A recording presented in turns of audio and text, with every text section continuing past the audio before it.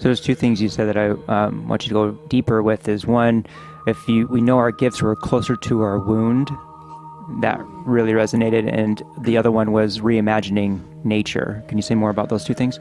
So, if you take on the idea that everybody's gifted, then we almost have to take on the idea that everybody's wounded.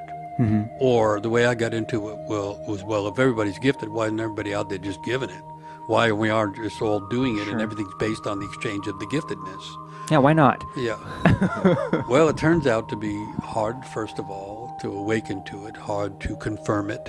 So let's see. The trick there is there's two ways we can ignite the knowledge of the gift. One is I see it in myself. The other is someone sees it in me and confirms and blesses it in me. So when you have a culture where people are not getting confirmed and blessed for who they really are, then it's harder to live it. A mentor sort of role. Yeah. Mentoring was probably the most natural form of teaching. All mammals mentor, and we're kind of partly in that group. And so the role of the mentor is to see the gifts in the student or the pupil or the young person and say it. I see that in there. You can be really great, have a lot of licks on the guitar, but until someone that you respect, who you know, is sitting with it and has a hold of those strings, says, hey, you're pretty good at that, it's not confirmed. You can't really believe it. Right. Which makes you either underuse it or over pretend it. But once it's blessed, you can now sit with it. So that's a big missing thing. But then it turns out, so then the word bless is an important old word, but it's a French word. And bless comes from blessure, and it means wound. Really? Okay. Wow. Yeah. So the greatest blessings come where we're wounded. That's been my experience. And so then the other old idea is in the depths of the soul, our deepest gifts reside right close with our deepest wounds. And what that tells me is every genius path is a healing path. So if we're going to stay with, let's say, the road of music, music is the healing road, always had been a healing road. But people who become really famous musicians or maybe Hollywood stars or whatever often go right out of their minds. And they begin, Amy Winehart, pick your period. You're going to have all kinds of examples of it, because as the genius part or the gift part is expanding, the wound is expanding too. And the wound is just whatever anybody happens to be carrying. Everybody has trauma from early on, and so the expression of the gift is going to intensify the wound.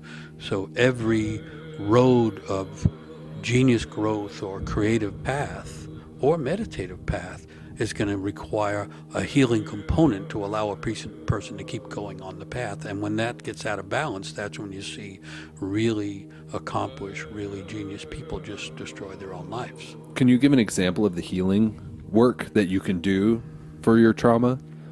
Well, I mean, there's all kinds of examples. I guess I like depth psychology as a way of understanding the psychological woundedness. So the idea is that no one can get everything they want when they're an infant. We're completely vulnerable and dependent, and somehow we get mistreated. Some very severely, others not severely. But it doesn't matter. The wound is there. So then, let's say I'm starting to have some success or recognition or something, doing what I really should be doing.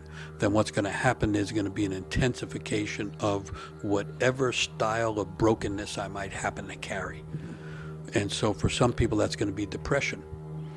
Bruce Springsteen has a new autobiography out, and I heard him talking about it, and he said, the biggest thing I've had to deal with my whole life is depression.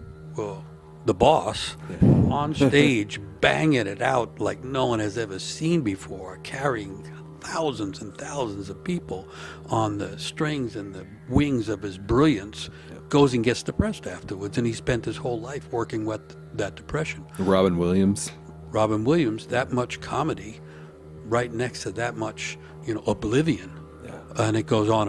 And so that's how it is. So then what happens is there's a uniqueness to the genius, and then there's a uniqueness to the wound. And you can categorize it. Some people it's going to be paranoia, and someone else it's going to be depression, and someone else it's going to be a tendency to rage.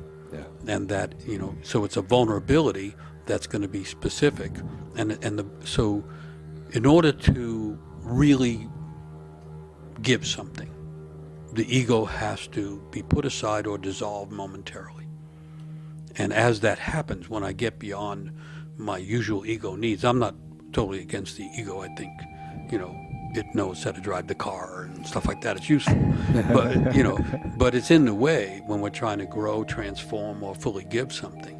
So once that ego goes out, now there's a lack of psychological structure. So now we can have two things. We can be swimming in the gift, and we can be drowning in the wound. Yep. And so for some people, that intensification can actually cause a kind of a burning, almost like a rage. And so you get all the rock musicians that trash hotel rooms. That's the wound being expressed after the gift was given. And there's a whole lot of people trying to self-medicate as soon as they just did something beautiful. Yeah. So that's the road of gifts and wounds. Yeah. And so, in traditional cultures, they say all elders are healers.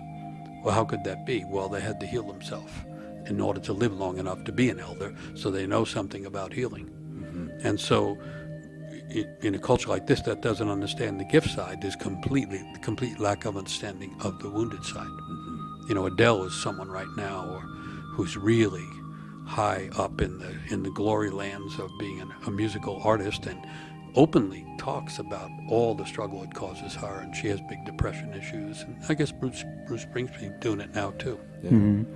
And then the piece about reinventing our nature, well, it's not so much reimagining. I think you said. Reimagining our connection to nature, right? Mm-hmm. So I don't know. The way I was thinking about it is more and more they prove that, except for certain people that are in denial, that humans have been contributing to the distortions now happening in nature. Climate change is partly generated by cultural change, cultural, industrial, all that stuff.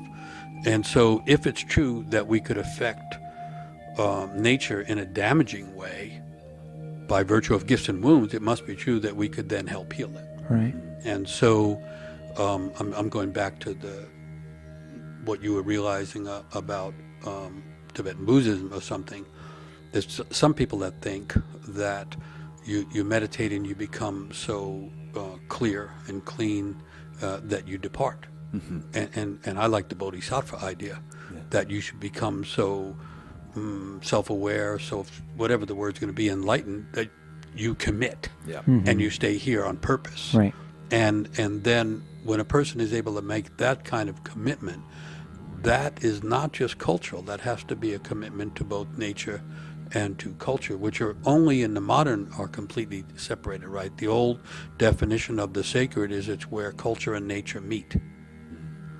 Now, nature has its own kind of natural sacrality, but what usually is experienced as that's really sacred is usually a meeting of culture and nature. So that's kind of what I mean, that it's really reimagining culture so that it approaches nature and maybe assists nature in finding that balance point again. I'm not sure. I just know that right now is not a time to give up on the world or to depart from the world as incarnated living nature. It's actually a time to be more part of it.